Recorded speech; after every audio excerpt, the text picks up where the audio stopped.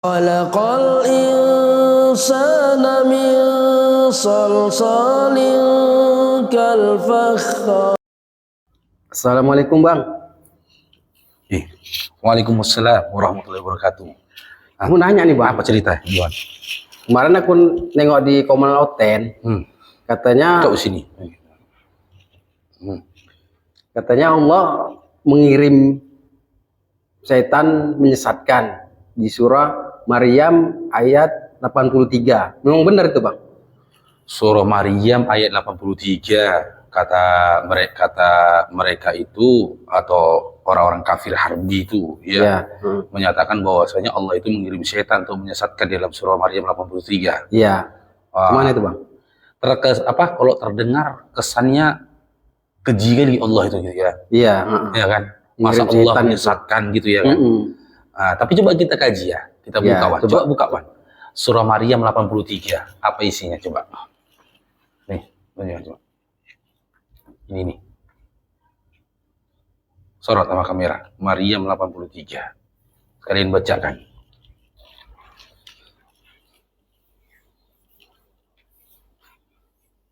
Maryam 83. Artinya coba. Artinya aja. Apa bacaannya? Tidakkah engkau melihat bahwa sesungguhnya kami telah mengutus setan-setan itu kepada orang-orang kafir untuk mendorong mereka berbuat maksiat dan dengan sungguh-sungguh. Nah, di situ kan di dalam surah Maryam ayat 83 itu dikatakan bahwasanya Allah itu mengutus setan-setan itu kepada orang-orang kafir untuk mendorong mereka berbuat maksiat dengan sungguh-sungguh. Iya. Ya, di sini kan dikatakan Allah mengutus setan-setan untuk mendorong orang kafir melakukan maksiat. Tapi Allah tidak memastikan. Benar nggak? Memastikan apa itu Bang? Allah tidak memastikan bahwasanya setiap orang yang didatangi oleh setan, setiap orang kafir yang didatangi oleh setan benar-benar melakukan maksiat. Tidak dipastikan oleh Allah. Tidak dipastikan itu ya? Tidak kan? Tidak ada kepastian dikasihkan Allah. Disampaikan Allah dalam Maryam 83 ini. Bahwasanya ketika setan-setan itu mendatangi, mendatangi orang-orang kafir, orang kafir itu serta-merta pasti melakukan kemaksiatan. Tidak itu kata Allah kan? Hanya saja disampaikan bahwasanya Allah itu mengutus setan-setan untuk mendorong orang-orang kafir melakukan maksiat. Yang jadi pertanyaan seharusnya, kenapa Allah itu mengutus setan-setan untuk mendorong orang-orang kafir melakukan kemaksiatan? Kehendak yang ditentukan Allah di atas bumi ini itu berkeseimbangan, Wan. Itulah bentuk keadilannya Allah. Ada siang, ada malam, ada terang, ada gelap, ada manis, ada pahit, ada sedih, ada gembira, ada sakit, ada sembuh, ada sakit, ada sehat. Jadi sebelum kita mengkaji di dalam surah Maryam 83 ini, coba kita buka surah An-Nahl ayat 36.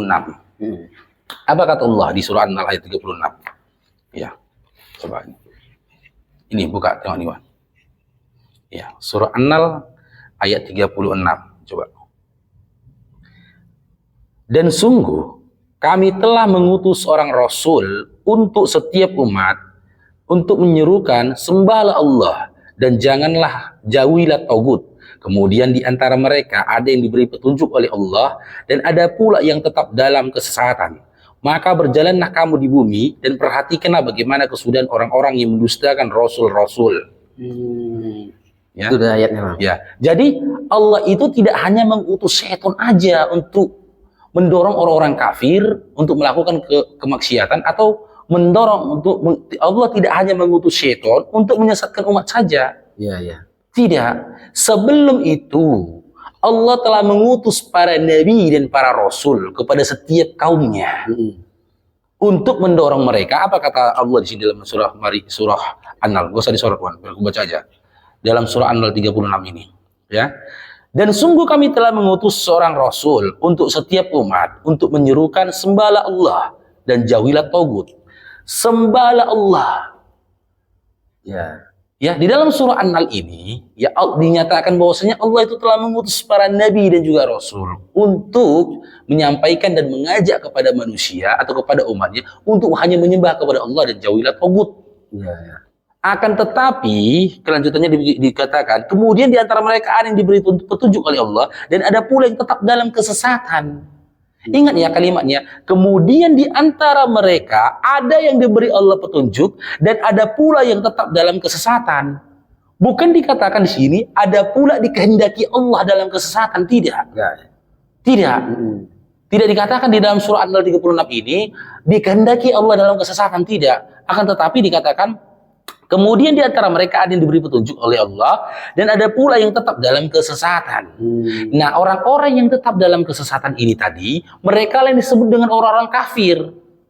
Ya. Maka Allah ya menentukan maka Allah memberikan kepada mereka hukuman. Itulah keadilannya, keadilan Allah.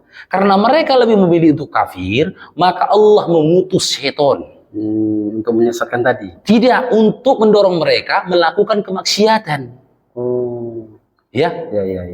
Akan tetapi di dalam surah Maryam 83 itu pun tidak ada jaminan dari Allah untuk setan bahwasanya setiap orang kafir atau setiap manusia yang didatanginya ya itu sesat atau melakukan kemaksiatan. Allah tidak beri jaminan kepada setan. Begitu juga ketika Allah menurunkan para nabi.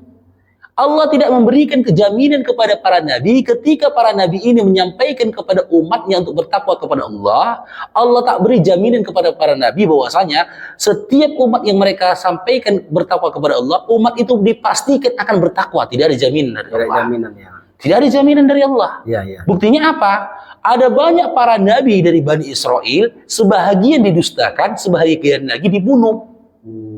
Ketika Allah saja menghendaki ketakwaan, ya, ketika Allah menghendaki ya supaya manusia itu tidak melakukan kemaksiatan dengan diutusnya para nabi dan juga rasul, ya, manusia lebih memilih untuk menjadi kafir dan juga ingkar.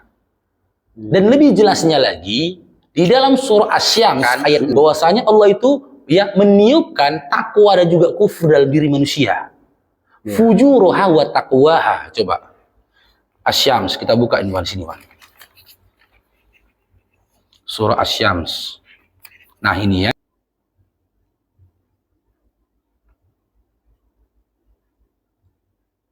Coba. Iya, maksudku di dalam surah Asy-Syams ayat 8. Coba baca, Wan. Apa ayat Asy-Syams? Surah Asy-Syams ayat 8. Maka dia mengilhamkan kepadanya, yaitu kepada manusia, jalan kejahatan dan juga ketakwaan. Ini bentuk keadilannya Allah. Setiap kehendak Allah didampingi oleh keadilannya.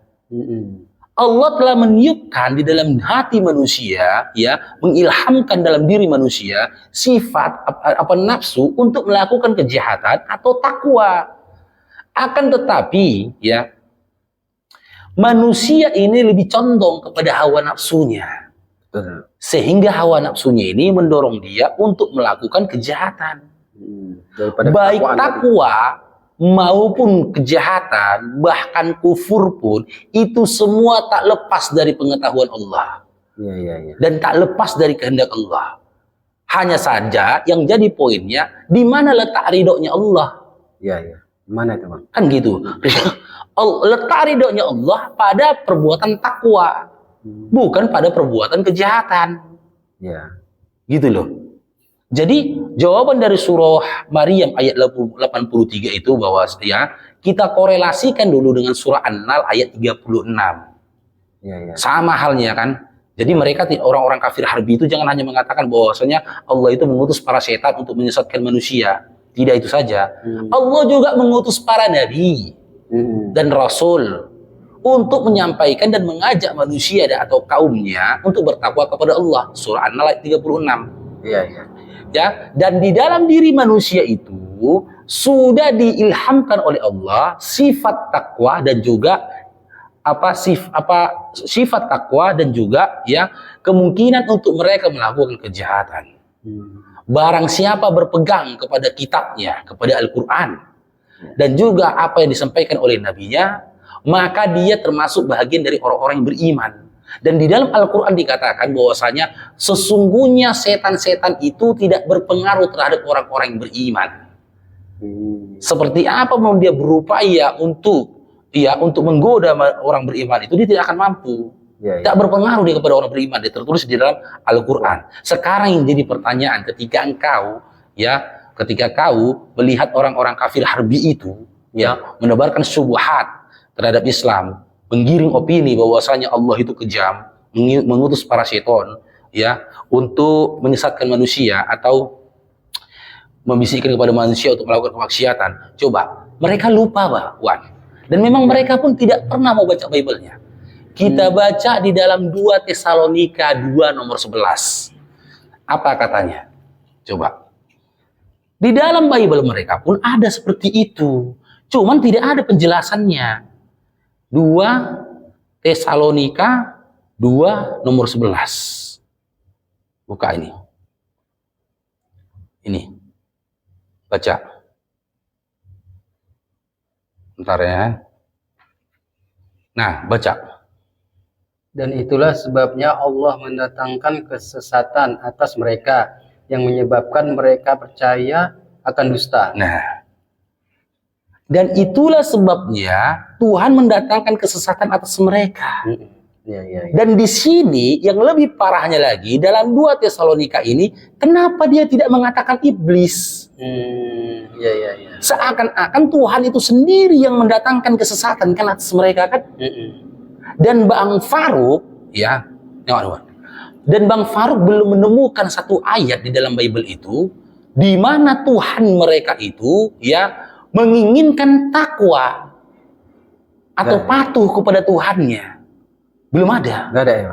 Dan atau belum menemukan satu surah selaras dengan surah Asy-Syams ayat 8 ini tadi. Di mana Tuhan mereka telah mengilhamkan ke dalam diri mereka takwa dan juga niat untuk melakukan kejahatan. Belum ada. Belum ada itu. Yang adanya ayat seperti ini. Itu loh. Untuk kesesatan aja. Iya, kesesatan. Jadi jika ketika mereka memframing atau menebarkan fitnah terhadap Islam seperti itu, pertanyakan kepada mereka, bagaimana dengan 2 Tesalonika 2 nomor 11? Di mana di situ tertulis bahwasanya Tuhan kalian itu mendatangkan kesesatan hingga membuat kalian percaya akan dusta. Surah Maryam ayat 83 itu, ketika Allah mengirim para seton untuk mendorong orang kafir melakukan kemaksiatan, tidak ada jaminan dari Allah untuk seton bahwasanya setiap orang kafir yang dia datangi pasti akan melakukan kemaksiatan. Tidak ada. Sebagaimana juga Allah tidak memberikan jaminan kepada para nabi dan juga rasul ketika mereka menyampaikan risalah ketuhanan Allah tidak berikan jaminan kepada nabi dan juga rasul bahwasanya setiap umat mereka pasti akan bertakwa. Tidak ada. Karena apa? Jawabannya ada di dalam surah Asy-Syams ayat 8 tadi. Di dalam diri manusia itu sudah diilhamkan oleh Allah. Mau bertakwa atau melakukan kejahatan. Takwa atau kufur. Beriman ataupun kafir. Tergantung manusianya. Iya, tergantung manusianya. Kenapa tergantung manusianya? Tergantung bagaimana si manusia menggunakan akalnya. Iya, betul.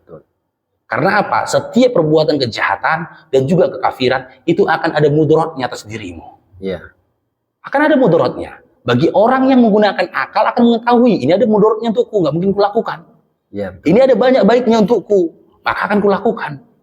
Gitu loh. Dan di dalam korelasinya surah Maryam 83 mereka pertanyakan, korelasikan ke dalam surah An-Nahl ayat 36, lalu korelasikan lagi dengan surah Asy-Syams ayat 8. Dan pertanyakan kembali kepada mereka tentang 2 Tesalonika 2 nomor 11 di mana di situ tertulis bahwasanya Tuhan mereka itu mendatangkan kesesatan atas mereka dan membuat mereka percaya akan dusta. Jadi buat teman-teman yang ada di YouTube silakan di-save, di-share dan di subscribe channel YouTube-nya Bang Farouk. Semoga bermanfaat. Insya Allah kedepannya Bang Farouk akan membuat video-video lagi guna mengcounter subhat-subhat yang ditebarkan oleh orang-orang kafir harbi terhadap agama Allah ini. ya tetap ikuti videonya Bang Faruk ya.